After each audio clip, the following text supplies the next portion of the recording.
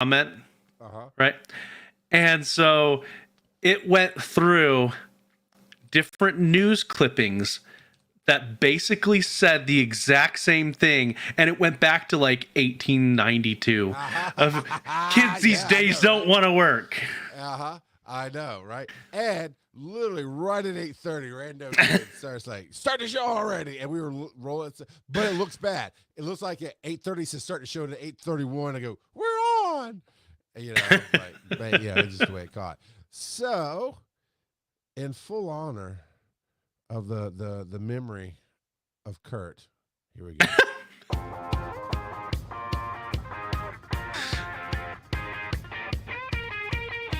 Get ready to laugh out loud with Wise and Nerdy, the show hosted by two hilarious dads who bring their unique blend of wit, wisdom, and nerdiness to the airwaves. From sharing hilarious anecdotes about their own experiences to giving advice on navigating the ups and downs of life, these two dads have got you covered. But that's not all. They're also obsessed with all things nerdy, from comic books and sci-fi movies to video and board games. So whether you're a fellow dad, a pop culture fanatic, or just in need of a good laugh, this is Wise and Nerdy. And now let's have some fun. Oh, you're way too late. You're way too late, Mike. Joe was born having fun. And if you ever watch anything from the late 70s, I had the show till tried to tell you the show, but it's like the Laugh Factory, Laugh In. That's Joe in the opening of this song. There's a camera in and out. He's doing the groove and the 70s dances, and he probably didn't even realize it, but he's totally doing the Laugh In intro as we rock this out. I am Charles McFall, the Rock Out of Podcasting, and right there is Joe _Ard. That's right. You don't have like applause on a button somewhere? Just, I probably do. I probably do. And Oswald and Curtis to come down.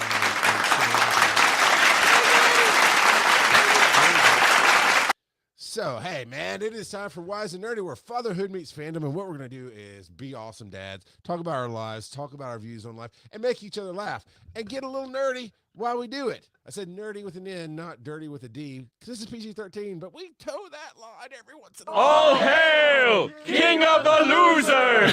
I wish you would not talk about yourself that way, man. I believe you better than that, Poppy.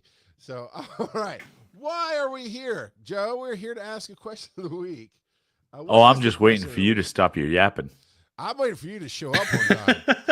So. Wow. Hey, if he's going to start. It's the question of the week. See, thank you, Mike. Thank you. Thank you, Mike. The question of the week is, what is your favorite thing about Halloween? Isn't that the question for, like, the Halloween recording? No. This is coming out. This is different. Oh, okay. Yes. All right, fine. This is the lead-up question, and then we're going to have the follow-up question. All right. Yeah. What's your favorite thing about Halloween, Joe? I love how much my kids get into Halloween. As a dad, as a kid, it was always get as much candy as you can, fill up that pillowcase, because I didn't carry around a bag, I just carry around my pillowcase. So yeah, but things have shifted, obviously, because I'm an adult now, and so for me, it's definitely seeing how much fun my kids have getting dressed up and whatnot, because they absolutely love that. Like tonight, my older two boys, they got hurt doing something today, so they didn't want to go, but Jebediah dressed up as Master Chief and went to the zoo tonight for Boo at the Zoo.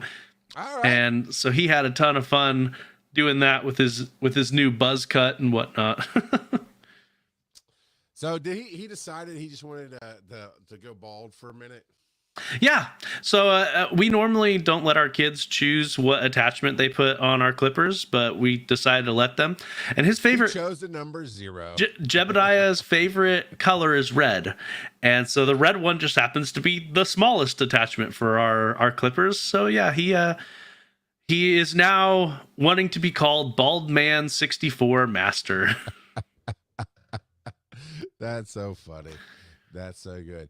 Honestly, my favorite part of Halloween is the same favorite part of every other holiday. It's the after sale where I can get my favorite candy at 50 to 80% off. You know, yeah, I don't have to have one. I'm looking around. Sometimes leave my coffee mugs out here. But Joe's met me. You know, I drink out of soup bowls, basically, 20 to 24 ounces at a time of coffee. And I just like it in a nice big round mug of a bowl or a bowl of a mug, whichever way you want to look at it. And that was really cool a couple years ago because normally, if you go try to find them, they're fairly expensive because they're just 3 times the size of a regular mug. They're not a huge market for it. It's mostly, honestly, it's mostly decoration. I just use it as a cup. Yeah, random kid, chowder bowls. It is a chowder bowl. And it is honestly a soup bowl. I just drink my coffee out of it. And a couple years ago, my wife drug me through Walmart. I hate Walmart. I hate it with a passion. I do not like going there for any reason ever. I've told the stories, but I will go if my wife makes me, right? Because whatever. And as we're walking along this particular time, going to the clearance aisle, at this particular year, somebody got, you know, Joe, every year for like Christmas and Valentine's, they put out these dumb little kits that has like 2 mugs and some chocolate and some marshmallows, and it's about 10 times more if you just went and bought the cheap dollar mug off the rack and your own marshmallows in there. But it's these kits. Well, somebody got the bright idea to make these for Halloween. That is like the worst holiday to make a mug kit for. So they had a bajillion of them on there. I got 2 mugs for about $2 each. That's not, and they're stupid sayings like something about scream. Oh, coffee and scream instead of coffee and cream. I mean, it's dumb. It is so dumb. But $2, so man. dumb. It is so stupid. If you think you're I can't even be that. Oh man, I can't even do it. I'm trying so hard to get that real bad. But it is stupid. So, but if you go to these sales, you never know what coolness you can find. And now, in the last couple of years, they've gone to holiday decoration, like in yard inflatables, right? Love that too. I got that on clearance. I don't know why anybody would have made this. I'm probably the only person in the world who bought it, but I have an ambulance inflatable from Halloween with like a snake from Beetlejuice. It's not licensed, right? So it just looks like the snake from Beetlejuice coming out the window. It's a legally distinct snake. Yeah. But that's exactly what it reminds you of. And it's supposed to be this holiday decoration that I always put up at Christmas because that's when our inflatables go out at Christmas. So I'm like, it's an ambulance. I have never seen one like this before, ever. So I bought it too on clearance. Again, probably the only person in the world that has that stupid thing. But yeah, that's about it. I mean, the rest of it, it's just, I don't hate it. It's just not for me. No, I absolutely hate trunk or treat. But I'll get on. You know what? Maybe that'll be telling me a story next week. Yeah, as we get closer to Halloween. Reasons. And I think it's so dumb that we're like, don't take candy from strangers, except for this one day of the year. But it's fun for people. So I'm not going to crap on anybody's parade. I don't mind the kids come knocking at the door. I love dumping my year-old candy into a bowl and put it outside and letting them take it. That's awesome. And I love taking I love taking a full-size Baby Ruth, gluing it to the bottom of the bowl, and then covering it with all the little fun-size candies. So then when they start seeing it, they try to get it and they can't get it. Oh, it's so good. It is so much fun. I love that. Yeah. Oh, man. Roll that dice. Rando kid, you call it mean. I call it entertaining. All right. What are you nerding out about? All right. Well, I noticed you put yours second, like intentionally. Yeah, well, you always complain about me going first, so. That's in the show notes. It literally says right here on the screen, complain about Joe going first. That's how he wrote the script. You don't understand. We are that good. This is a scripted show. Everything we say has been planned out, including this bit about Joe making me complain. He writes the show. I just show up and do it. I don't know what to tell you. So fine, I'll go first, man. I've had the most fantastic of weeks, and this is where I get real because I'm just talking to my buddy Joe. And if you guys don't like it, on you, because I love my life right now, and I've worked hard to get it, and I am finally getting to that point. It happens to be in the world of EMS, which I've tried to avoid, but you know what? You got to go with what you're good at. I'd rather honestly be here at Wise and Nerdy. but I do. I run a 501c3 company that's also a social media outlet. It's not right. It's not a platform. It's a voice, right? Called One EMS, and the show's called One EMS: The Assessment. And I go to conferences, and I just came back from one today where I take a portable studio. You remember, Joe, those wooden coffee tables that I brought to Dragon Con? Yes. Were you there? Yeah. Yes, So, the ones that were complained about. Yes. yeah. Yes. On the podcast, you felt that face. I know you didn't see it, but you absolutely felt it for a second. But moving on, I love them. I've always loved them. I still love them. So I tote a big green screen, and I've got pictures I'll show you later. But I tote a studio to these conferences, and we buy a booth, and I clear out all their tables and crap and give it away. The chairs, I mean, it's not crap, right? It's just nicely covered tables and chairs so you can sell stuff. I don't do that. I just remove it. I set up at least 4 lights. I put 2 on the green screen, 2 on me and the guests. We set up the table. Like I build the whole set day one, and then I sit and do interviews all day for 2 days, and then tear it down and bring it home. And I've been doing that for, I guess, about 4 years now, 3 or 4 years now. We've been working One EMS and trying to build that. And it has gotten to the point that I had some amazingness. Oh, look at old Chris Kringle showing up early. Impatient, Daddy. Whatever. We're not impatient. We just start on time. Why are you staring at me like that? You know what? I should have called in pause. sick. I'm gonna put this feels like a side conversation. So we just started nerding out. I started setting up my conference story. But Kurt, why do you look so aggravated and you named yourself Impatient, Daddy? Nobody cares. Moving on. No, So I've been part of this show for how long now? 5 minutes. Yeah, 5 minutes. It's been a while. And certain members of my household forget that I record on Thursday nights. I see where you're going. Yeah.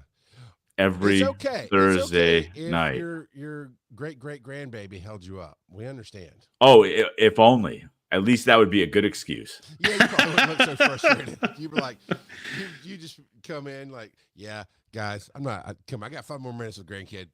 I'll see you next week. Whatever. Right. Yeah, right. Yeah. No. Yeah. Yep. Fair enough. All right. Well, I'll tell you a fun story, and then you can jump in. Why don't you tell you a little story, and we'll tell you if it's fun. Wow. I'm not your family, buddy. I didn't hurt you there. I wasn't mad with tonight. I remember you were supposed to record. So, all right. So I talking about how to do One EMS, and I build the whole booth. And I've been doing it for a while. And in the first year, I got almost zero interviews, right? Only my friends who knew me. And that was the only, people knew me, but only the people who were like, yeah, we followed you. We understand what this is. I got like 3 interviews. It was very tough, but I was out there just mostly barking, right? Here's what One EMS is. Let me tell you, here's a 2-minute elevator pitch. Blah, blah, blah, and just selling the idea of it, giving out T-shirts. Then the next year, a little more. This year, now this is the big conference, has about 500 people come. Big being versus the other one's a leadership conference. So it is very much the chiefs and the high-end people who go to that, and they don't like to talk nearly as much. This is providers and educators, so it's a wider branch of attraction to people in my industry to come in. They love the T-shirts, right? They love the wireless charger, the phone chargers that we have, and all that stuff. So they love the tchotchkes. But I get some people sitting down with me more and more and more, and I've been doing that. But this year, what happened was, day one, go in. I got a couple of my people who knew me to sit down. Then I got a couple of people who didn't know me to sit down. And we end the day, and we go to dinner. We do these things. And, of course, there's some alcohol involved in all of this. We have a great dinner. I know, Kurt. I know. EMS and alcohol is unheard of. It's unheard of. Certainly not during the workday. Yeah. Well, nobody's on duty at 6 o'clock at that. You could get hurt at that conference, and everybody's like, "Nope, man, I've been drinking, buddy. Call 911. That's not what I'm here for." So, of course, we go to this Irish pub every year. That's right across the street from the hotel, and that's where a lot of the okay, I gotta put random kid up here. Charles plus alcohol equals business as usual. That's fair. That is fair, and it's a bit more here. It's because it's an Irish pub, and a lot of the EMS people go, and I drink for free. That's just the way it goes at these conferences. I don't pay for a drink, and which is I love that part. But that means I've got to like keep my hand on my drink sometimes, so I'm not getting the magic refillable glass slid in front of me when I'm not paying attention. That's happened, and I'm not complaining. It was never Malort, Joe. Just like long story short, I didn't trick you with it. so I'm preaching at a table, right? I went to a group where I knew one or two people, and we're talking, and like the whole idea in EMS is we have to have people, and that's when I start preaching. I'm like, no, you don't. Let me tell you about my Lord and Savior, freedom. That's his name is freedom, because I'm doing do that, and my crew says goodnight. They leave. I stay there for another 30, 40 minutes, whatever, finish my drink, catch up with old friends, say goodnight. Shouldn't be left to my own, but I make it through, right? I just know how to flat foot walk so I don't fall down. I'm sure I look like an old man waddling, but I know how to manage. I go out the door, and there's this guy smoking, and I of course, constantly wear jerseys. Now, today I wore my jersey all day. That's the Wise and Nerdy. I have 2 EMS jerseys, one for the first day, one for the second day. None of these conferences are longer than 2 days so far that I've been able to go to.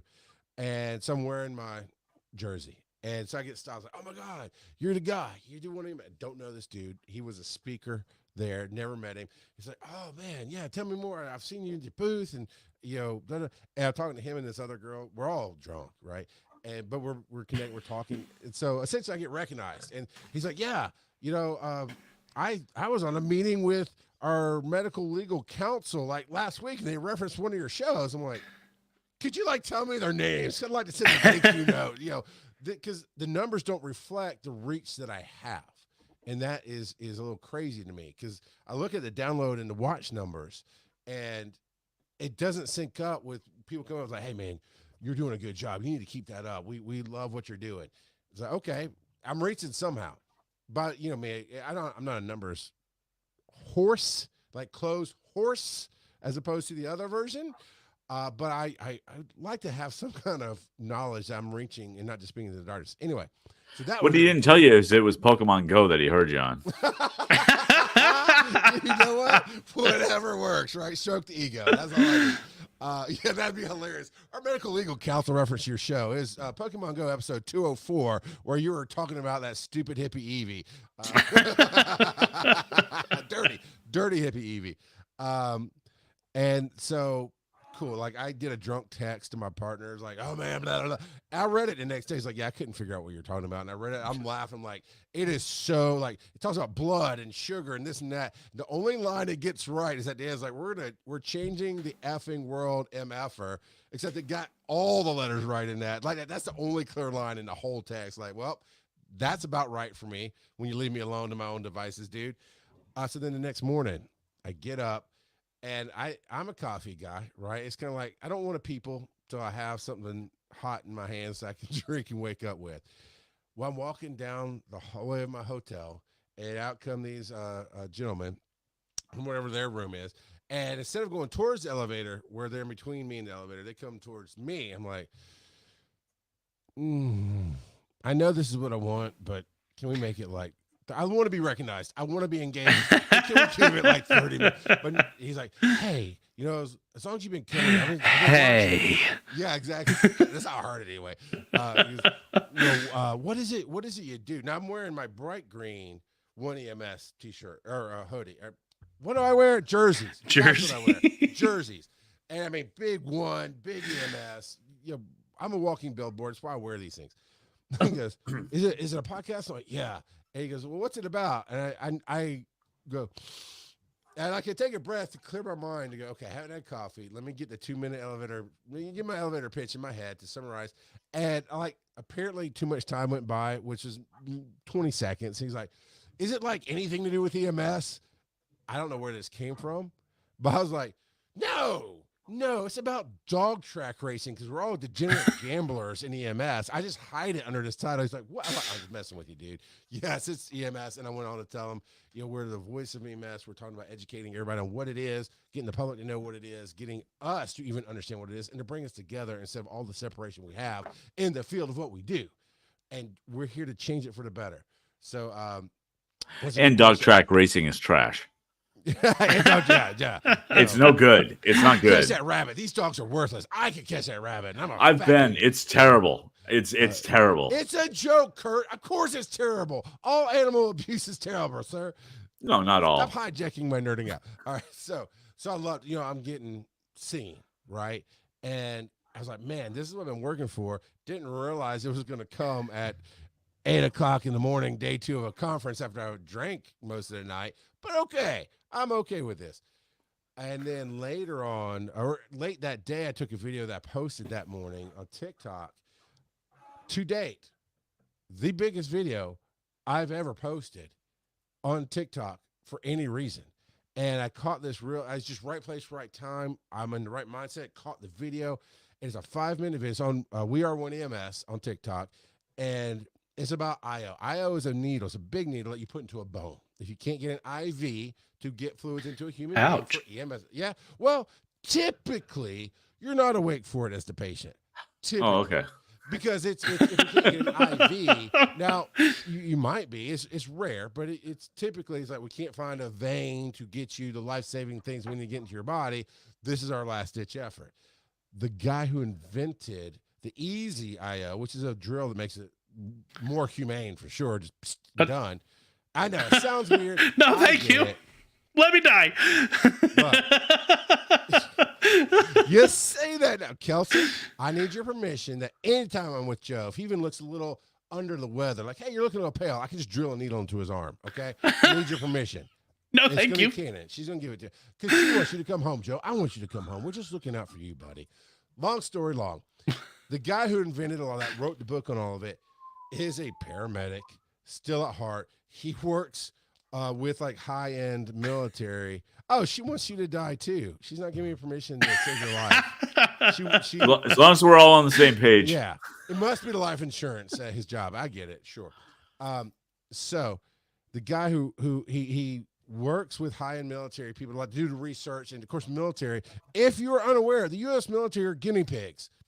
Period for medicine. So I know, Kurt, but not everybody who listens puts that dot together, but they are. And there's plenty for of decades, there. for Yeah, decades still. and decades. Still, Yeah. You don't like the story I'm telling? Look up the Sternum IO military video. They do it on awake people because if you're going to do it as a medic in the field, you have to have it done to you in the military. In that sense, it's rough. Even as a medic, I'm like, yeah, I'll pass on the military thing. Just tase me. But to paint a picture of this, Just taste me, bro. Paramedic works side by side with the military, been very successful at his passion, which is educating people and changing medicine, like eating up the science, really paying attention, drawing, he's that nerd. But you add military/medic to that, and he's salty too. And he says some jokes, even I were like, as a performer, I'm like, that towed a line. I mean, it might have towed a line just over. No, shut up, random kid. This is my nerd. I can tell it however I want to tell it. Point is, somebody in between sessions came in and asked him a question about putting that bone needle in an arm, and he started calling for a Sharpie, and he got a guy sitting next to him to volunteer. And so he goes, here, lay down. He had the guy lay down on a conference table. Now, that conference table is not made to hold a human child, much less an adult. So I'm videoing just as much to watch it break as I am to watch the education. But it was fantastic. In 5 minutes, you watch it, not knowing any medicine. You watch that 5-minute video, you will understand why it got done that way and exactly the physics of it. And if you can get past it might be a needle in the arm, in the bone, really, but you wouldn't like the rest of it. The rest of it was a live video from his cadaver lab in Washington or wherever it was, and we're watching him cut open and show all this. I loved it, but it's not for everybody.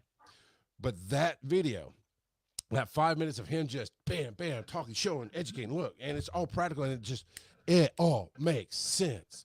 And we're like, as seasoned paramedics, as seasoned educators, we're all like, yeah. I mean, that's all you can do is like, you're a little kid going, holy crap, I get it, man. Last night, so I posted it yesterday morning. Last night is at 14,000 views on TikTok and lots of likes. As of tonight, it's at 26,000 views. Nice. And like hundreds of favorites. And I'm like, it's just fun. And I know it's not going to be viral. I would count viral at the double digit. 100,000 above. I don't know what viral would be, but for me, it's just I caught the moment. I thought about it. I framed it right. I got it put up, and I just captured what I loved, and it was amazing. And it's just been a fun little ride for the last 24 hours. And hopefully, I'll keep some. I got a lot of follows on that channel, mostly medics and stuff, which is who we're looking for. And a number of them have actually gone and looked at some of my other videos that aren't that. Because I get it. You watch a video somebody posting, there's like Garth Brooks on the stage. You like that video, but the rest of them and their family. That's what you didn't like. But I'm actually getting some of that spinoff where they've watched some other videos and liked it and this and that and the other. So that is my nerding out. I'm nerding out that this con brought me a little bit of notoriety and a little bit of tiredness, but I loved it. And I really want that. I was saying before you got on, Kurt, I honestly would prefer it to be here on Wise and Nerdy. Sure. Or second, honestly, this is my third level request. And my first one was like, let's do Wise and Nerdy. Second was, okay, I'm hitting notoriety. Let's be it where I can speak at conferences and those kind of things. This one is good. People recognize me. So I'm going to have to build a media page on one EMS and show all this off. It's like, hey, you want to bring us to your conference? Here's how you do it. But that's my nerding out about. What's yours, guys? Do you want to go, Kurt, or you want me to go? I can go because mine will be pretty short. I'm nerding out about the gym because on Friday after our last episode, I went to my surgeon for my follow-up and released me from my binder, gave me permission to sleep on my side, and cleared me for exercise. Oh yeah, very nice. All at once. I didn't even think about that. I didn't even think that you haven't been able to go to the gym while you're healing. Yeah, it's been crazy. Yeah. Like, not only was I not able to go to the gym, he wouldn't approve me going out for walks because I walk at about 3 miles an hour or so, and so it's a pretty good clip. But he basically said, yeah, you can go out for your walk as long as you take 8 hours to do it. People don't realize that the motion of the body, the jostling, it can do a lot more than we think it can, and it's so frustrating. I remember going through my knee stuff, and right now we have a young lady in our office who tore some tendons and bone in her foot when she went to the beach playing beach volleyball, and it's driving her nuts not to go. So I gotta imagine, dude. Yeah. How much did you walk today? So that was on Friday. I went to the gym. I didn't go Friday, but I went like Saturday, I think, and just like, and I'm not walking at the same level that I was walking, because I didn't want to start lifting weights until I talked with my trainer, because I got to ease back into it. I can't go full bore, and I don't feel like I should go full bore. I mean, I've still got some tenderness going on, but really no pain.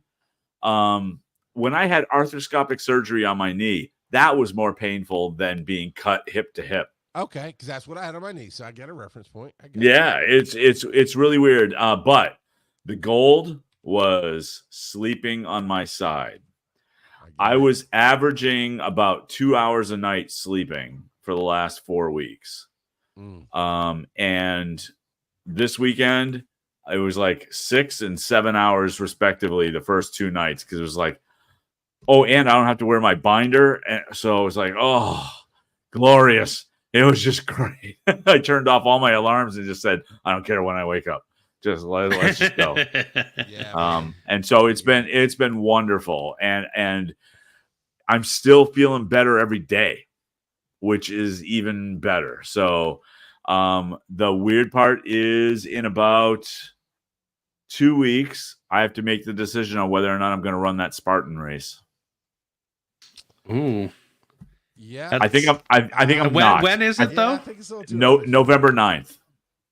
Okay. Yeah, that sounds a bit early. Well, here's the thing. I think I could do it at this point. What's your doctor say? Well, my doctor, basically the surgeon anyway, the one that I've been doing the follow-ups with, he was just like going, you're cleared for exercise. Like, you're cleared to walk. That's no problem. But you're cleared for exercise. You just got to ease into it. And with my trainer, I'm easing into it. We're doing like half weight twice a week instead of 4 times a week. Things like that. And so I think I'm probably just going to nuke it rather than take a chance at this point. But I'm feeling really good. The real question, in my opinion, from a medical standpoint, is what's the damage that would be done? Because ultimately, obviously, you've healed enough that the all any of the cuts, any of the stitches, Right. all that is fine. So it is like, would it just be overexertion and okay, I really shouldn't have done that, and you hurt in the muscles, or would it might be Yeah, damage? no, that's a great question. I don't know about actual damage that could happen because the scar is definitely healed. I mean, there's a scar there, and it's still a little tender, because it's still kind of healing. But I'm not worried about splitting it open really. But it just I'm not strong enough yet. I don't think I'm strong enough yet. Not. I wasn't ever going to compete in it. I just want to see if I could do it. Want to do it, yeah. Yeah, but I think in a normal day you could do it. Oh yeah, I think so too. But I just I want to make sure I'm ready because I don't want to be second guessing everything that I do in an effort to protect that area. You know what I mean? Just because we do that, right? We don't exert to the level we think we would normally because we want to protect. Yes. And if I'm worrying about that while I'm doing that. But also the flip side is true. As human beings, we overexert because we think our limits are further than they really are, too. Sometimes it's really funny because when it comes to like the weightlifting thing, like you go until you can't do another rep. But studies have shown that if you have somebody there like coaching you live and in person, you usually can squeak out another rep or 2 or 3 because we're not ever going max effort. Yeah. Well, I imagine. Well, it's probably good that we're not going max effort. No. But so I'm sorry. So what I mean by max effort is actually to actual failure.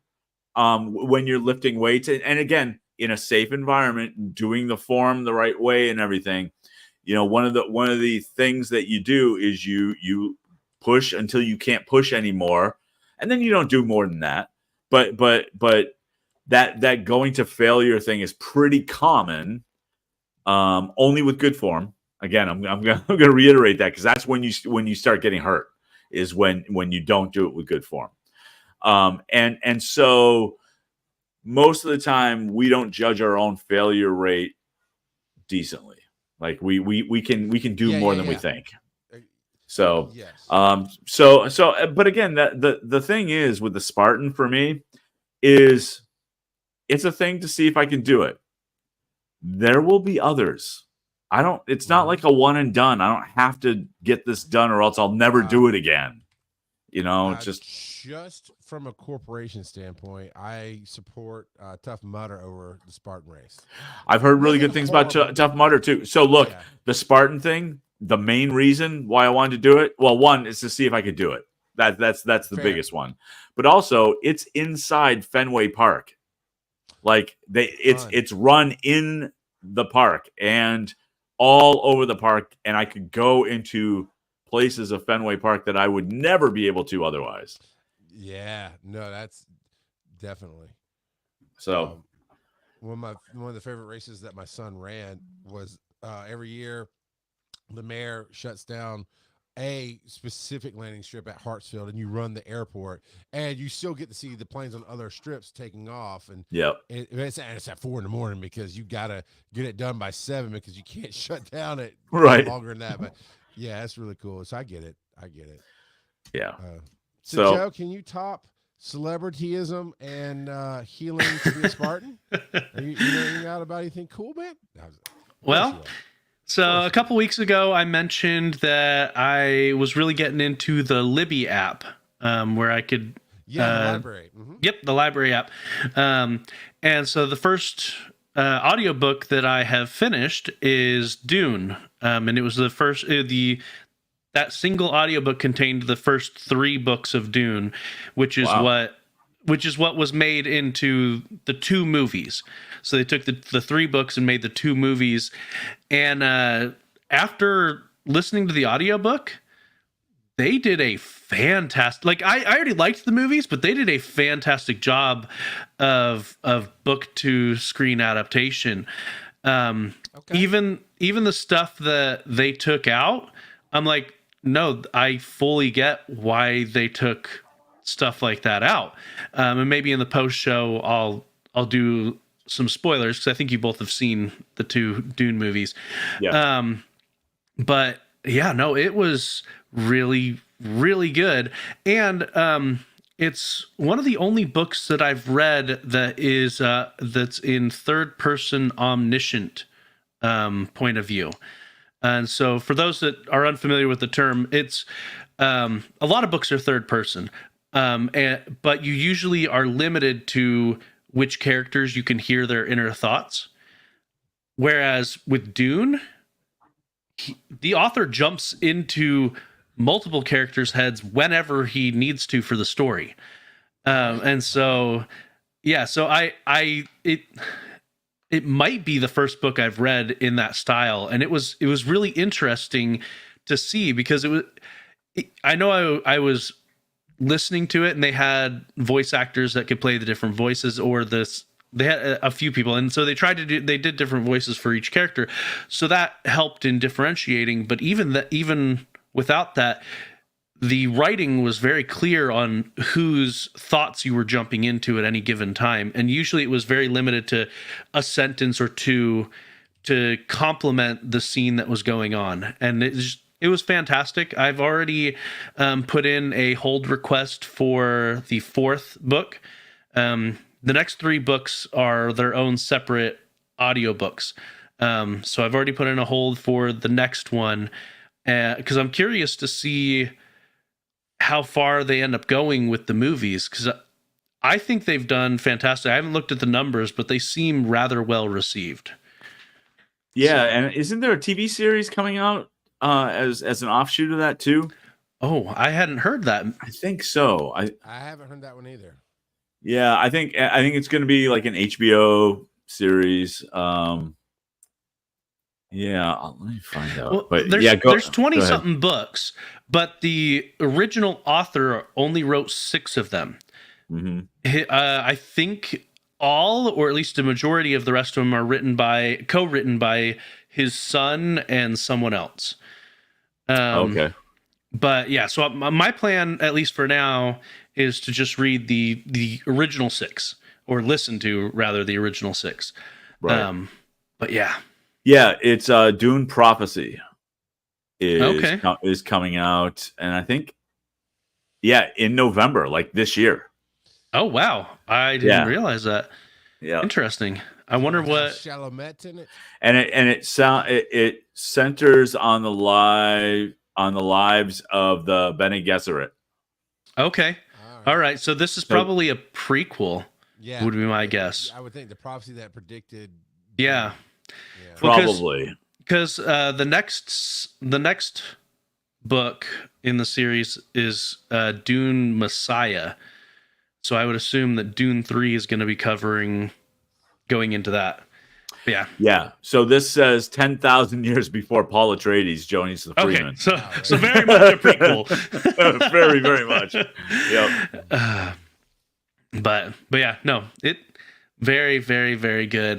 The other thing I'm nerding out about is Rings of Power Season 2. My wife and I just finished it last night. And so have you watched Season 1? Nope. Okay. So Season 1 was kind of lackluster in my opinion. It was okay. If you don't compare it to the Lord of the Rings movies, which inevitably they're going to be, it was fine. It was enjoyable. But it definitely was not the quality of the movies. And I think Season 2 does a better job. They're finding their footing. Now, granted, I am not familiar with this portion of the source material at all, so I don't know how faithful it is. My guess is it's not, but I haven't read it, so that doesn't really necessarily matter to me per se. But my only gripe is they have too many storylines going on. That they've and it makes it very frantic jumping around to the different storylines because some of the storylines are very self-contained. And so it's like, okay, what's the point in this other than fleshing out the world, because it's not moving the main plot forward at all. And so we'll see where they go with it. I from what I've heard and what my wife looked up, it sounds like the writers are working on the script for season 3, but it hasn't officially been greenlit. They want to have the script first before they officially greenlight the project for a season 3. So, but I did enjoy it, and that's what entertainment is supposed to do. Yeah. A friend. Yeah. I have a friend who is a giant Lord of the Rings nerd. Like just gets really into the lore and is really hypercritical when things veer away from that. Ooh, he hates this series so much. Like I've watched the first couple episodes of the first season, and I went, all right, that's fine, and I'll sit down and watch it at some point, and I'm sure I'll enjoy it. I'm sure it'll be fine. But he just he goes, I made it 5 episodes and forget it. I'm not doing this anymore. As someone who loves the source material that much, I'm kind of surprised he made it even 5 episodes. Well, he went in critical too. He was like going, I don't know, but I'm going to give it a fair shot. Okay. All right. And 5 episodes, that's a fair shot. That's a fair shot. Well, and especially, I don't remember how many episodes the first season was, but the second season is only 9 episodes. So that, if the first season was comparable, then that's half the season. So that is a fair shot in my opinion. Yep. I think what really helped them the second season is they didn't restrict themselves to like a 45-minute specific time frame. They allowed it to be a decent amount plus or minus instead of being strict. And I think that helped them flesh out what they needed to flesh out, and it helped with the pacing, in my opinion. That's great. So I love when TV shows, because that's becoming more and more common, right? I love when TV shows just go, well, we have to tell this story tonight. And so however long it takes is however long it takes. And the networks usually, and particularly it's the streaming networks, but usually go, okay, you have your budget. I mean, take whatever time you need. Yeah, I heard they completely blew out their budget, but most projects do. But yeah, like you said, in the realm of streaming that we're at, you're not beholden to a time slot. Right. Yeah. So, yeah. I dig it. Roll that dice. Shut up, Mike. All right. Well, we've already done 1, so that means Dad jokes are like Mojo Jojo. They're bad. Charles's face immediately becomes a frown. I'm gonna try a new segment tonight with this. You're gonna tell your dumb dad joke, and then I'm gonna attempt to make it funnier by just being very aggressive and telling the same joke. Okay. So we'll see. Why do you have to keep your igloo a secret? Why? Well, if your neighbors come over, a housewarming party can leave you homeless. You know what? I read that today. I read that joke today. I don't even know where. But yeah. Yep. All right. Hey, Charles. Yeah. Knock, knock. Nope. I'm good. Joe, Gave it knock, the knock, knock. Who's there? HIPAA. HIPAA who? No. I'm sorry, but I'm not allowed to share that information. That was funnier than I thought you were going. That was actually funnier than I thought you were going. Still dumb, but funny. Oh, yeah. All right, here's one from KCJ. Not everyone thought that Cleopatra was beautiful. That was just how Julius sees her. Yeah, I read that one too. It must be the same page. Wherever those jokes It's our came up. Discord. Oh, no wonder I read it. That's exactly where I read it. It's those. That's awesome. You know what? I changed my mind. Roll that dice. I don't even know. I don't even. You don't want to be aggressive with it. I just want. All right, double fours. Council of Dads. Dun, dun, dun. All right. That is the Parliament of Papas. Hula hoo. Nothing. You're going hula hoo back. No, it's hoodly hoo. Get it right. Who totally who? Hoodly who? Okay, now that might be canon. Now that might be. We go to a conjuration. Somebody's gonna be like, "Who totally who?" All right. Reconciling my likes versus audience likes. Joe, what do you got there? What'd you bring up there, buddy? Yeah, I think you put this in there, but I mean, this is going to happen all the time, especially with what we're nerding out about. It's not going to be what everyone in our audience likes. Period. Not everyone likes Bellatrix, Kurt. I'm sorry to tell you, it's true. That's just because they haven't played it. You're like one of those people who I tell that I don't like mushrooms, and they're just like, you haven't tried my stuffed mushrooms. I'm like, I don't need to try your stuffed mushrooms. I've tried plenty of other people's stuffed mushrooms. Stuffed mushrooms are trash. So, okay. No, they're not. But secondly, that's not comparing the same thing. You can try a video game, and it's different than the last video game you played. But yeah, so what's your hot take? What's something, you know what? What's something that you unabashedly like that most people hate? Most people Joe hate. Or just don't like in general. Joe Ard. Wow, I what a like him. jerk. Most people hate him. That's I'm just saying. very mean spirited. I see. I don't know about the most, but I'll say one that people run hot and cold on for me. Acapella music, and okay, specifically barbershop music. People get a little weird about it sometimes. That's fair. Yeah, I get that. It's so weird. What about you, Joe? Oh man, it makes me think of a lot of anime that I watch, and I spend a decent amount of time on Reddit, and my tastes are very, very, very different than what the anime subreddit likes.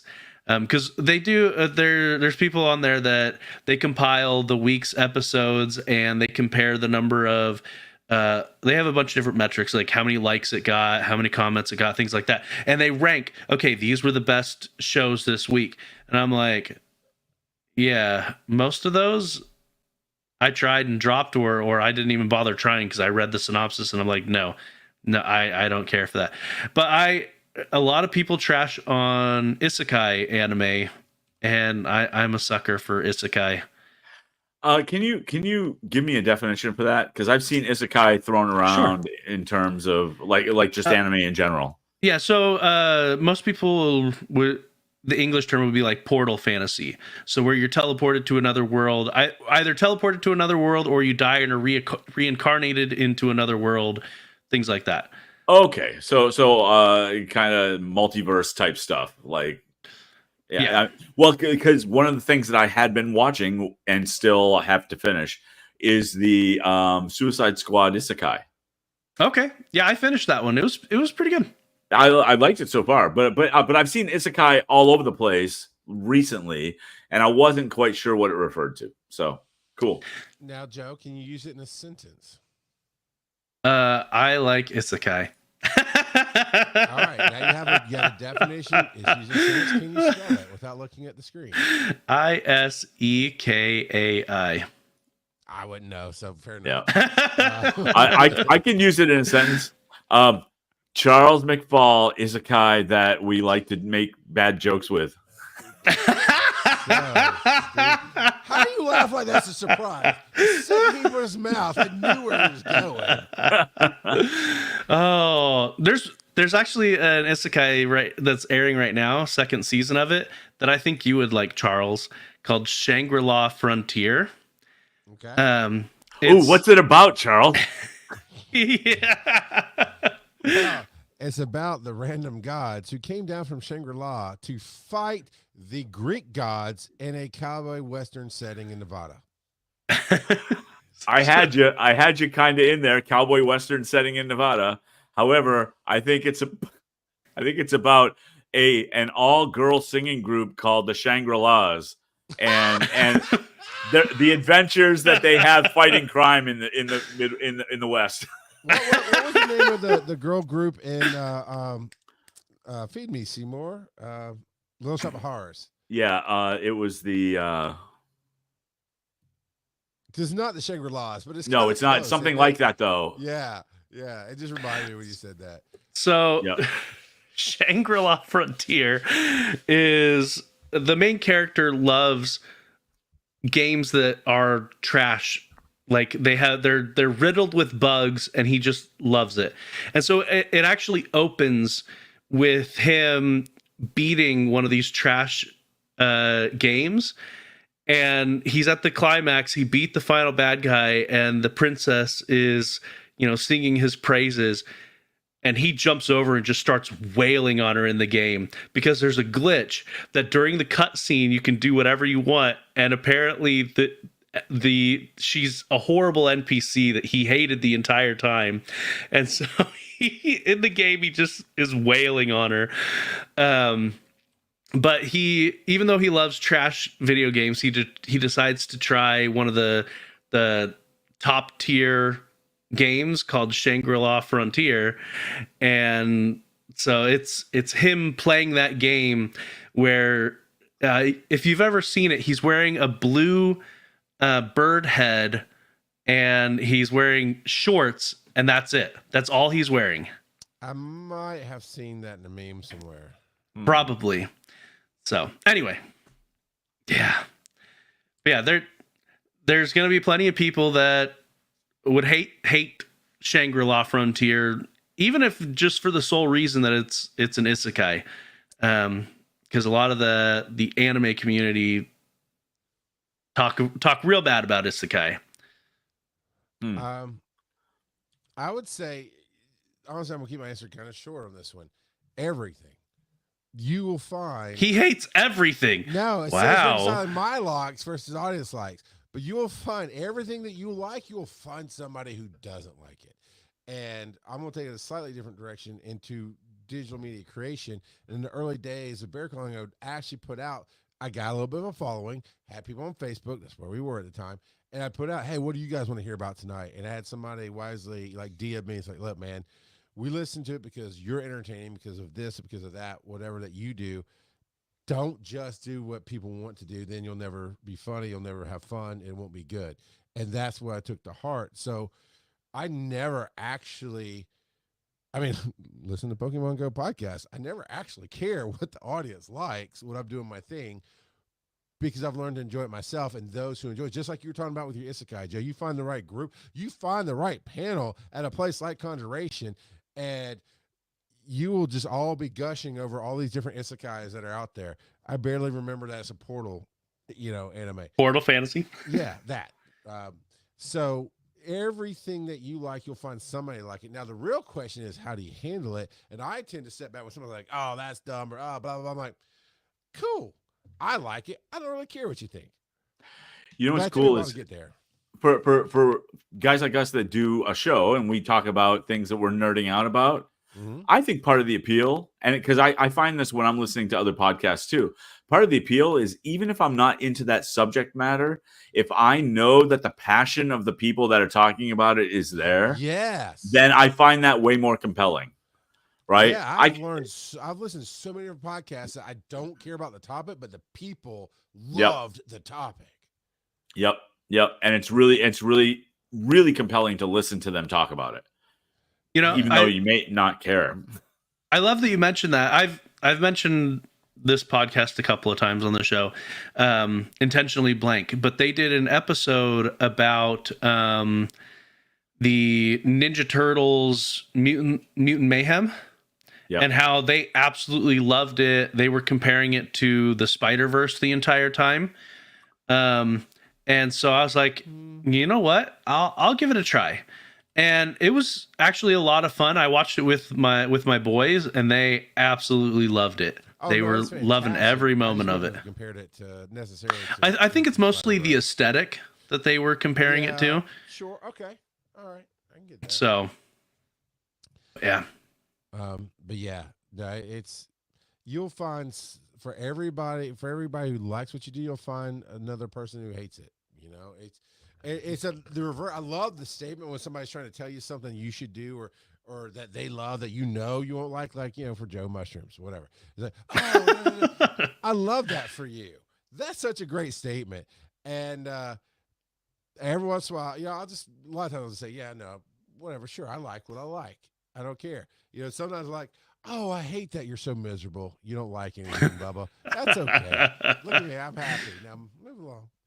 But yeah, I mean, Phil the demon that we don't even give a crap about. He barely listens. He won't even fork up 50 cents, Joe, to get in our Patreon, patreon.com/wise_n_nerdy, to get not just to get the show early so he can have it at market, to get the full 4 freaking hours that we do behind the scenes. No, he's like, oh, when you get, he said this to me the other day.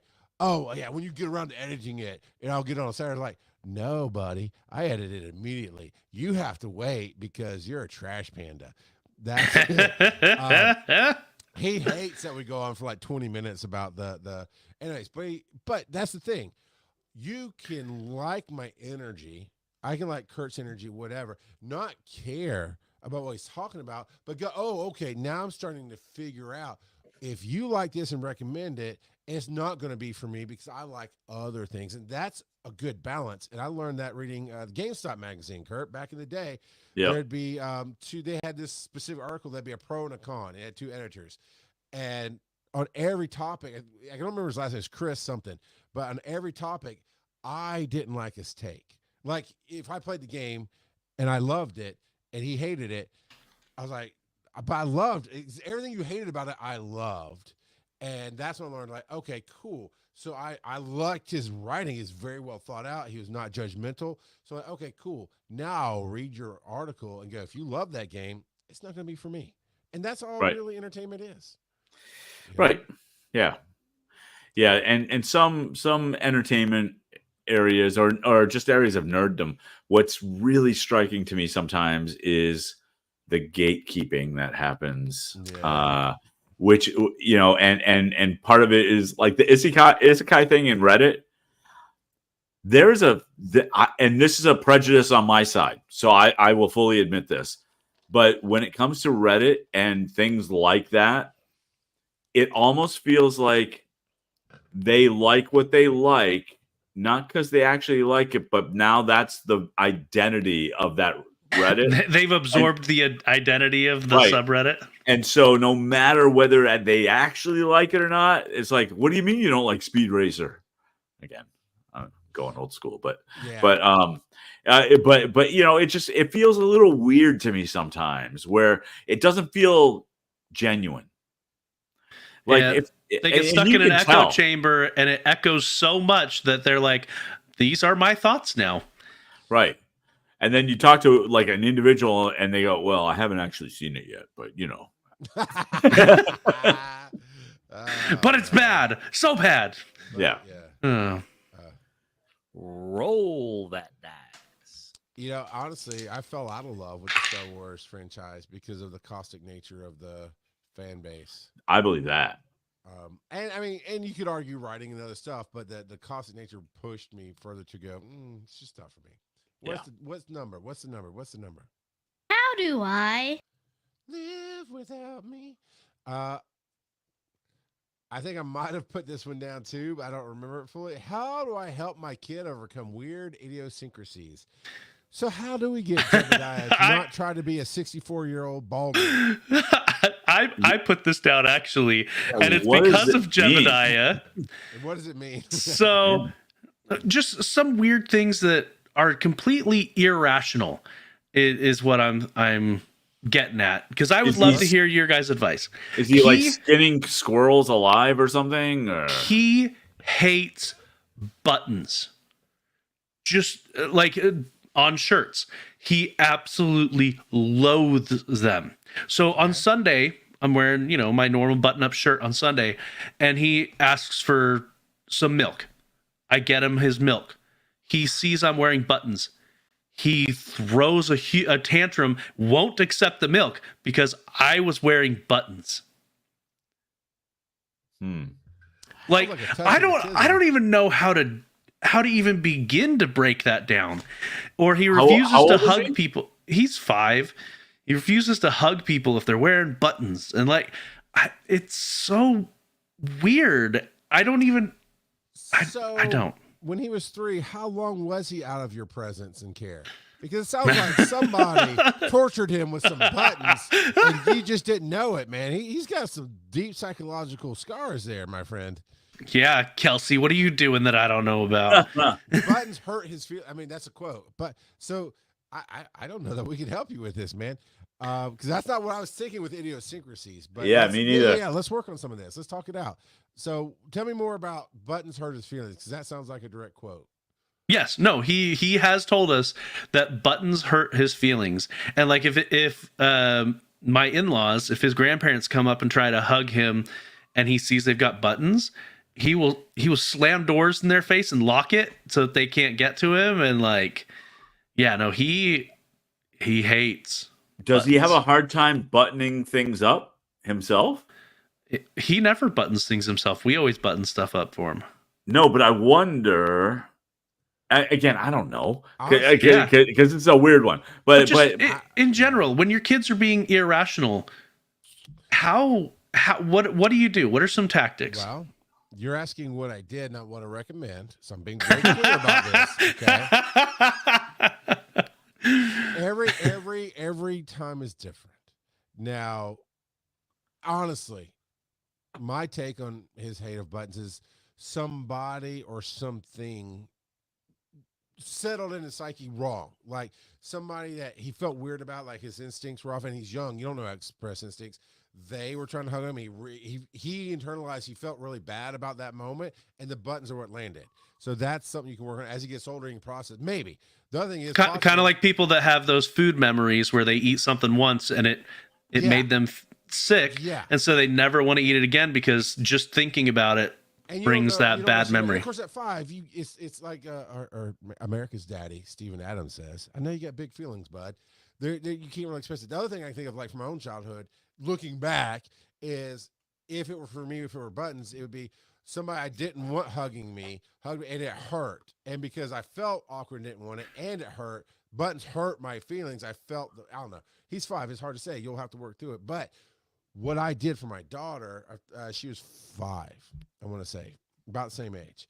And me and her older brother were playing House of the Dead on the Switch, which is a zombie shooting game. And not the Switch, I'm sorry, on the Wii. It was on the Wii. So, not realistic graphics. It's Nintendo. They don't do realistic graphics anyway. But we're doing to have a light gun holder, so you put the little Wii controller in it. It's now a light gun, and we're doing. And she's like, it felt like she wanted to be afraid of something. Like no, she wouldn't. If anything was maybe scary. Now we also had a rule in our house. You can have your feelings. Like if it's scary, we're not gonna make you watch it. We'll help you say, hey, cover your eyes. You're not gonna like it. But in this case, she was just being irrational, like you said, Joe. And I said, here's the deal. You have to hold this gun. You have to shoot at least 3 of them. After that, you never have to do anything again. And she's like, no. I was like, no. This is a dad moment. You don't get to tell me no.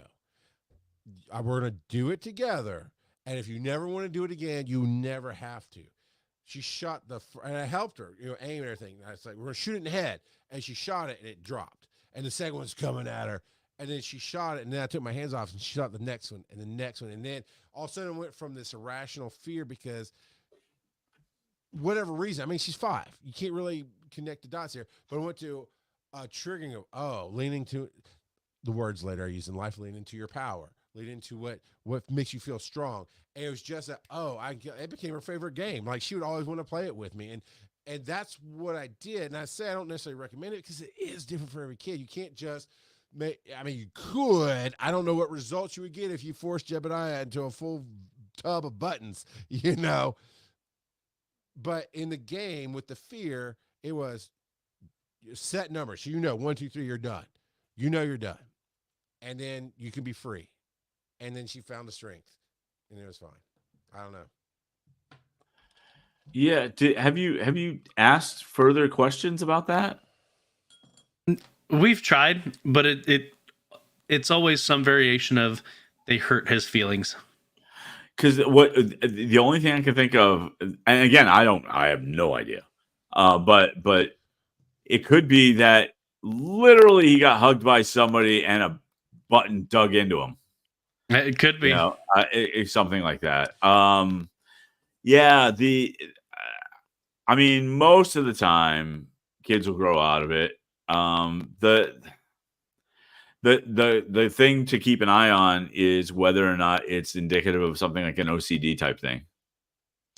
See, that's it too. At this age, I was kind of joking. We said touch of autism, but I fully believe as humans, we are all on spectrum somewhere, and we all have to a certain extent.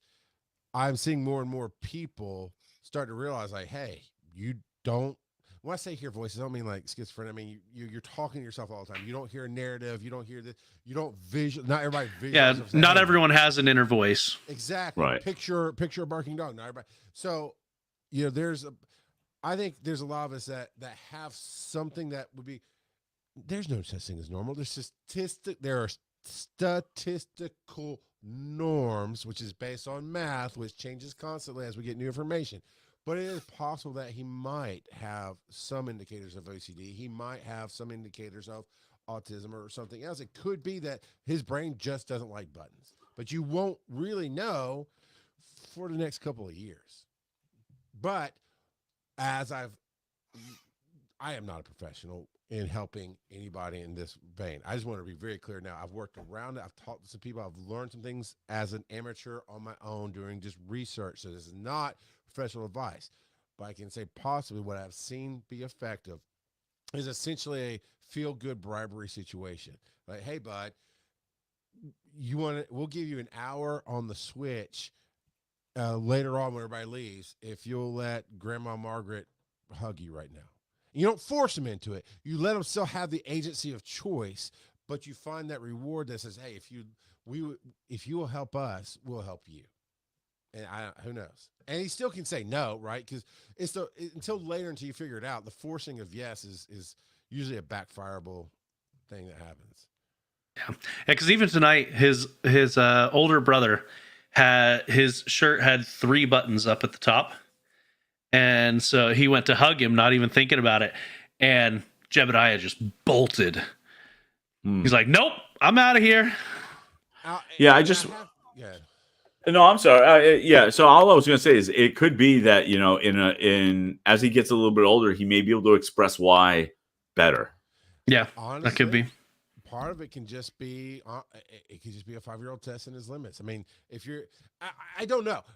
There's definitely this is the way it is, but one possibility could be if you're not like the milk thing is very rational. He wouldn't accept the milk.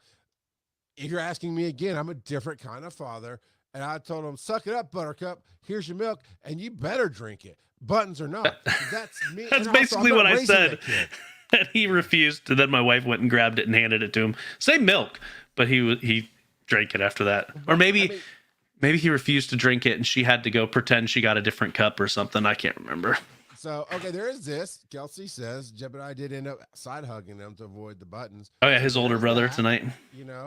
Well, and in the past, if it is a real problem, he's still going to have to live in a world of buttons. So you got to help him navigate that too. Yeah. And in the past, he's made his my in-laws, his grandparents, cover their buttons up with a blanket, and then he would hug them, stuff like that. Honestly, start looking up some YouTube videos, do some basic reading. Cause with that kind of coping mechanism, 30 years medic, getting not an expert on autism or OCD, but these are starting to have some psychological signs with that kind of coping mechanism that there might be something in his brain that he can express that is latching on that's bad. And it might not even be a traumatic offense. But if you do some research, you might start seeing some signs. Go ahead, Kurt. How does he feel about belly buttons?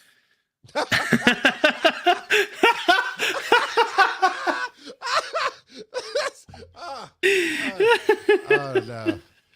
I don't know if you meant to be funny. I think you did. And you landed Yeah, it. yeah, So- I did. Landed it hard. So far, That it's was been good. close buttons, and my in-laws have a throw pillow that has a couple of buttons on it, and he does not like those either. What if you take Oh, him on oh. an elevator? Does he not hit No, those buttons? I was just going to ask about the Oh, elevator, okay. and that was a serious question. Oh like, no, he likes pushing the buttons on the elevator. interesting. So it's really kind of like the button and eye buttons, the clothing type buttons. Yes. Yep. How about snaps? We don't have very many things with snaps, so I don't know. There's definitely a lot of questions here. It's and Kelsey posted. It's just so it's just so random. It's been like a year that he's been hating on buttons, and so I figured it'd be You a know good what? discussion to bring up. It is. It really is. You got me and Kurt talking and thinking, and I'm sure there's people at home. Hey, email us, wnnShow@gmail.com with your input. Do that. We'd love to have that. Okay. So there actually is a documented phobia of buttons called buttons? compoundophobia, and it's a documented fear of buttons. Interesting. And Now I don't know if he's got that, right. Because he's not afraid of them. He just hates them. He just hates them. He loathes them entirely. I mean, aside from everywhere else we went, Kurt might be right. It might just be a thing. When Ryland, my middle son, I don't remember the age, between 4 and 7, for a year or two, he's the only kid that named his imaginary friend, and he had an imaginary friend. And the friend's name was Ander. Ander, Ander. And he would say things that my wife and I would look at each other kind of half joking, and I'm like, is he seeing a ghost? Because the way he told the story is like, this is like the beginning of a horror film sometimes. Like, he's talking, but then it was just a kid thing, right? It was this and that and the other. But then one day, we noticed he wasn't talking about Ander anymore. It's like, why? Hey, buddy, where's your friend Ander? And he's like, we didn't know what to do, and he does not remember it to this day. He doesn't remember this. He's like, he made me mad. I was like, what do you mean, buddy? He made you mad? It's like, he made me mad, and I pushed him, I stomped him, and then Andrew went away, and made my wife like, He killed his imaginary friend. that's possibly the best ending to a haunted Halloween horror story that you can get out of this. So we'll just gotta watch for other psychotic behavior. The ghost wasn't the villain. The little we're kid good. was the entire time. The entire time, yeah. I know. So perhaps someday Little Jeb will come out with why is it, I see Kurt still fading into the bushes. Little Jeb will come out with Kurt's our imaginary friend.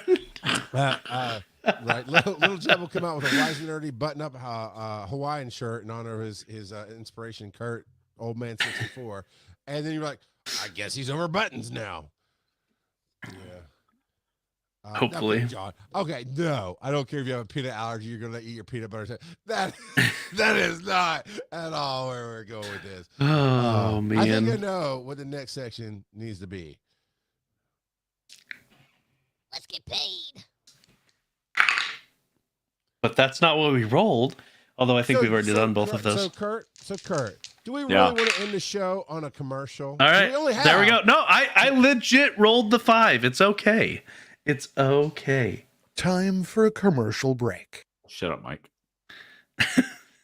Charles either froze or he's just nope. I saw him No, move. Yeah, he- no, I'm he really did just freeze. giving you the look, Yeah. sir. I'm really just giving you the look, sir. All right, let's see how this one goes. Oh, that kind of fits the favorite Halloween and imaginary friends dying vibe. So hey, if your kid kills their imaginary friend, come tell us about it. wiseandnerdy.com, where you can call dad. You can hit the email button and send us an email at wnnShow@gmail.com. And if you ask, why is it not at wiseandnerdy.com? Because it's not. Don't ask dumb questions. And we'd love to have you over at patreon.com/wise_and_nerdy, where you can become part of our fandom and hang out with us. So let's just jam for a little bit and then see what Kurt does to ruin the moment. I'm gonna jelly. Who cares about the jam?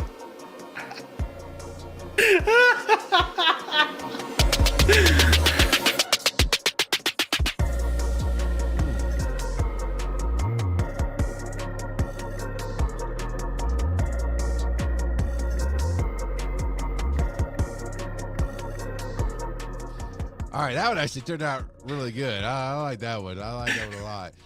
Joe, again, is just do not watch this show if you're epileptic or sensitive to motion sickness, because you will vomit from watching these camera changes. So, all right, Daddy, tell me a story about. I gotta scroll down. Oh yeah, this is mine. Inappropriate education. Inappropriate education. So, my part's really short. I want to set you guys up for.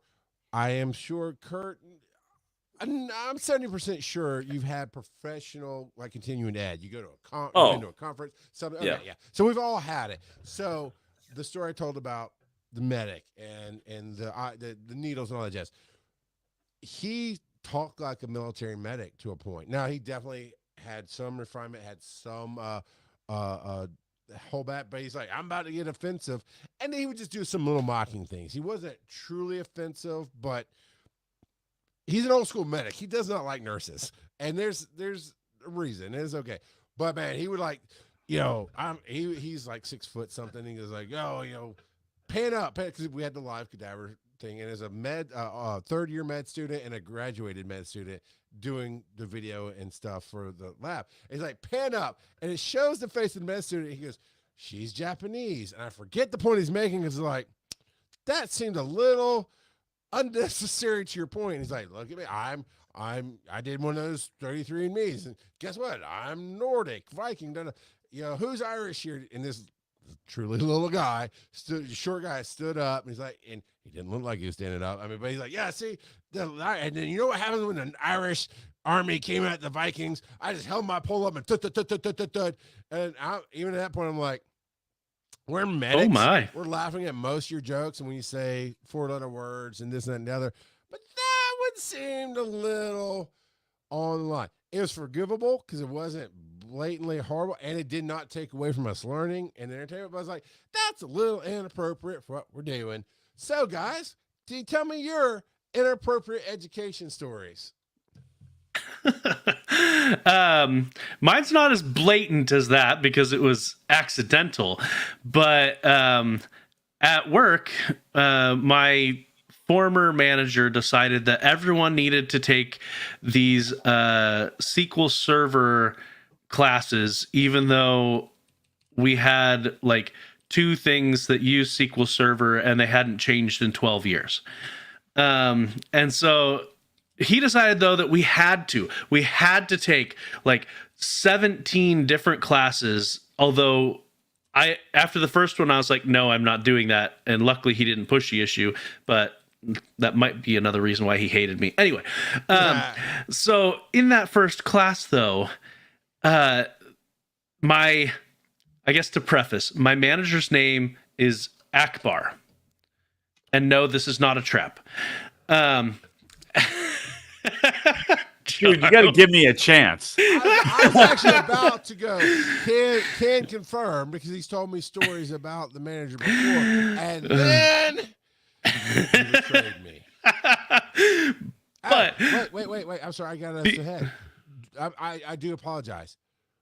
We need to remember before we end this segment and the show to hit our comments that are in our notes. That is very true. And announce the question for the future. Back to the Admiral. All right. So his name is Akbar. The teacher, multiple times throughout it was a week-long course, multiple times calls him Ahmed. Oh, no. And a bunch of us are off to the side talking about Ahmed, the dead terrorist, as you do. But each time Akbar says, my name is Akbar. And so he corrects him. He does. It was at least once a day through the entire week where he called him Ahmed instead of Akbar. I don't think he a single time called him Akbar. And we are just stifling our laughs the entire time. All I know is that particular teacher, even though we had a bunch more SQL Server classes, that particular teacher was not invited back. So they got a new teacher, and I guarantee that Akbar was like, "We want someone else." See, if this situation That's makes me wish that Akbar had the wherewithal or the knowledge, he may not even be aware of, every time he calls him Ahmed, he goes, "I'll kill you." Silence! I kill you. right. Oh man. So Kurt, Boy, so I didn't realize you were going there. well, I okay, was whatever you thought. well. Tell that story. I'm balancing this with the family nature of this show. So let's just say that there are there's education that you get, let's call it from the streets, that might be inappropriate, but boy, it's really hard to navigate.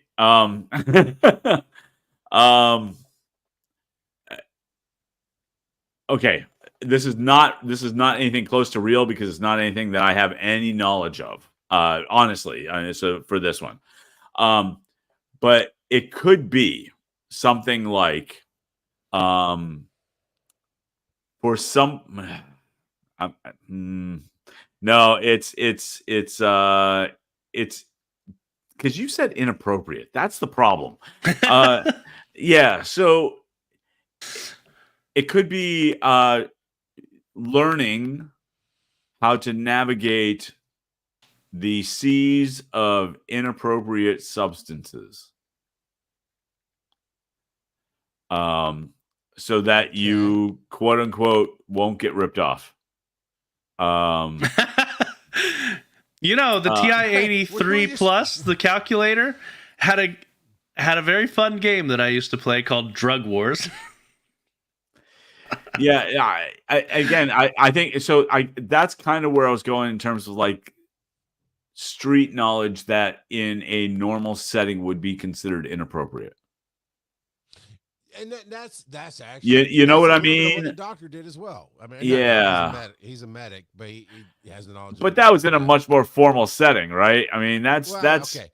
We are technically at an EMS educators conference. It's an educators panel, right. but it's also EMS, and even when we teach, we try to whittle down the 4-letter words or some of the graphic nature of our business. But every once in a while, you go like, "Yeah, there's no other way to say that. That was effed up." And as that's something you're gonna walk in. But yeah, he could have told it back. He made a joke, and it was a joke. Everybody, he knew his audience. It landed well. He only told one or two that were like, that's a little too much. But he made a joke, say, "Hey, when you rate the panel, say Scotty doesn't cuss," and of course we all laugh. But it was the educational part overwhelmed any of the inappropriateness. But also we got some of that street level knowledge that mixed with the high level. Kurt, you're telling me at take it out of education, at all the places you've worked, the speeches that people give, somebody didn't give a speech or some kind of training that you were like, yeah, that wasn't the right place at the right time. Well, I mean, yeah, it's really hard for me, because there's in most of the places that I've worked, it's been in a professional enough environment that the risk of a lawsuit was much higher if they said something inappropriate. Well, I mean, in a roundabout way, and I may have talked about this before, I'm not sure. One of the places that I worked at, my very first time as a manager, I inappropriately fired someone. Go on. Now, I didn't know that it was inappropriate until after the fact. And it was because I was a brand new manager. I literally didn't know anything. I just said, "Oh, well, this person's not working out. I got to fire them." Okay, whatever. But it was a woman who worked for me. I brought her into the conference room with just me. Well, with just me, no. and shut the door. and said, "Hey, I'm gonna have to let you go. We've noticed this on with the work that you've been doing or whatever." And she got ultra upset, started crying, stood up, and said, "You just want this to be all the guys." And she left the room and left the building. And I'm sitting there going, what do I do? And so I went to our office manager, who was in essence HR at the time. This was the early 90s. And she was like, just document everything, just write everything down. And next time you have to get rid of anybody, have me or just somebody else in the room with you. And so that was the appropriate part of the education. However, I had learned to do it wrong initially. Somebody taught you that? No. Put it this way. I was self-taught inappropriately. Fair enough. Fair enough, for sure. But it was born out of ignorance more than anything else. And so otherwise I really can't. I can't think of anything offhand. I really can't. Yeah, no, I've definitely been in some. I mean, I go to a lot of different conferences for a lot of different reasons. But now there's the quote of the show right there. Random kid says, "I was self-taught inappropriately." Kurt, 2024. Yep. Big Rando also says, "My mom once told my brother to go work the corner. She meant work at the store at the corner, but we still crack up about it over a decade later." Was he any good? That's a fair question right there. So yeah, it has been interesting. I am waiting for my camera to unlock and bring everybody back because we can see you just fine and hear you just fine. Podcast until they come back. There's Joe, and here comes. Yeah, look, guys, I've narrowed it down. We're not gonna weigh it down here for the podcast, but I've narrowed it down. We'll talk in the after. We're gonna fix this for the live show. For the podcast, you don't miss a ton, except when other guys are talking, and we're fixing it. It's a bug. It's a ghost in the system. But however, we got a few comments to read from you awesome people before we get out of here. So what do we got, Joe? We have a coughing fit. Yes, we sure do. So these are comments from Patreon, and specifically from the Patreon additional content. We were talking last week after the show about it's been an ongoing process. We're trying to do a new logo for the show, and we've been going back and forth on what we want to do. And yes, for a very long time. And so Devo says, "I agree, Charles, the rabbit holes are great, but I believe it is all becoming too muddy, and the only solution is to find a graphic artist who's willing to work with you." So at the end of the show last week, I was showing a couple of alternate styles that were very different from what we had done before. And so that's what he's commenting on. Okay. You're both of you are underselling it with your silence, Kurt, and your story. No, we get, okay, this is a cool idea. Let's refine this. 15 different other ideas later. All right, cool. Now we got 3 cool ideas. Let's whittle it down. 45 new ideas later. and to the point of last week, okay, guys, we got to stop going down this rabbit hole. We need to narrow it down. We need to get an artist to refine it for us. Joe comes back with 2 new ideas after that. 2 more. So find an artist, Charles. We're gonna work on it. But it is well been. It's been like 3 months. We've been working on this for 3 months. Hey, are any of our listeners artists that would want to design our logo? We've got ideas. Great question. Great question. But yeah, like you said, Charles, we've had a lot of ideas, and that's exactly what Devo says, is there are so many good basic ideas in our thread that we've been talking. And then he says, "Come on, Charles, make up their mind. Their minds. Yeah, make up their minds." I mean, I think we do have a theme. Yes. Yes. Right. But the artistic style itself is still kind of in question, but at least we've got a theme. I mean, and that makes a big difference, right? So yeah. So I think we know what we want to do there, but yeah, I agree. We gotta. I think we're gonna need to. Point, Daddy's gonna bring the gavel down, but we'll get there. In our show tonight, random kid brought up something off topic, but I thought it was kind of interesting idea. He goes, Charles, let me put it up here. I saved it. Charles, you ever retire your jerseys?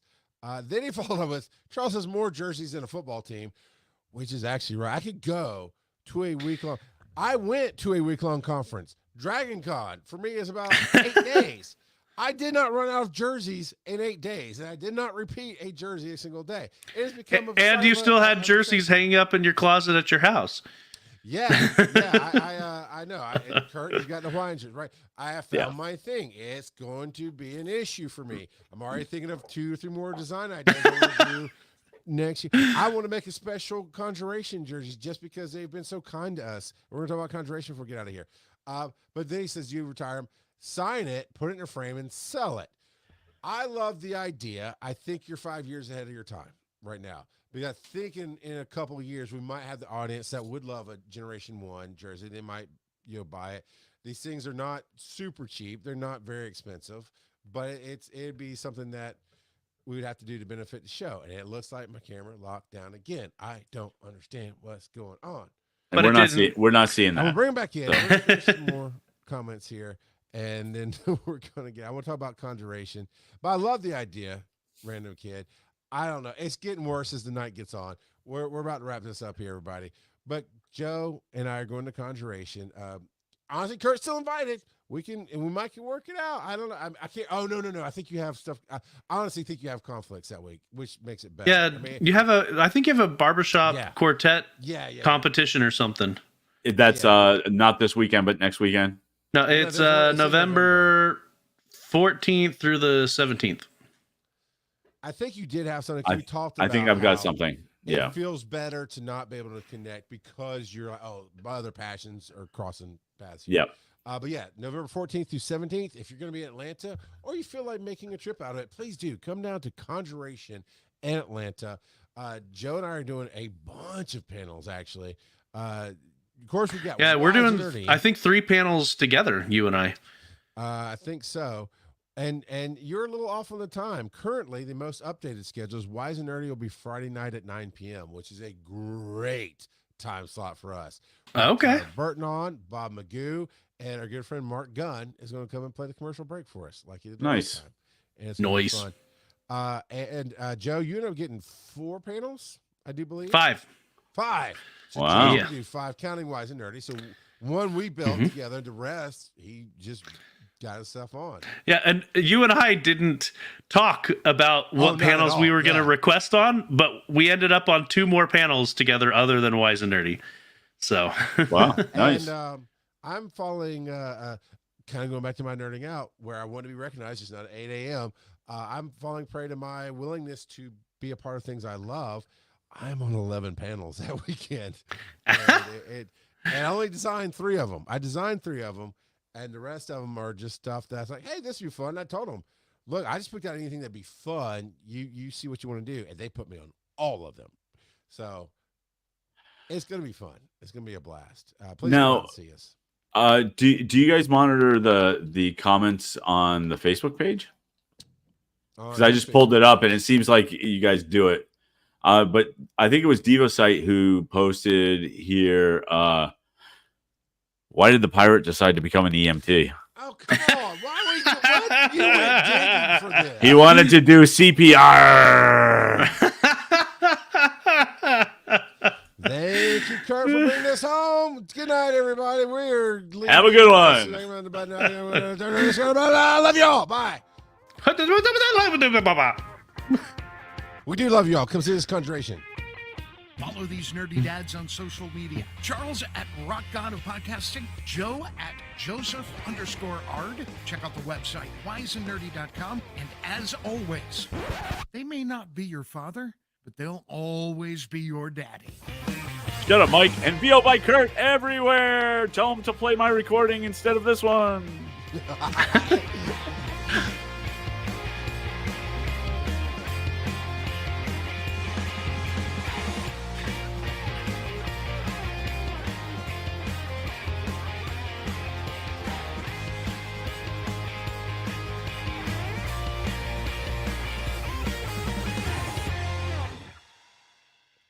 famous.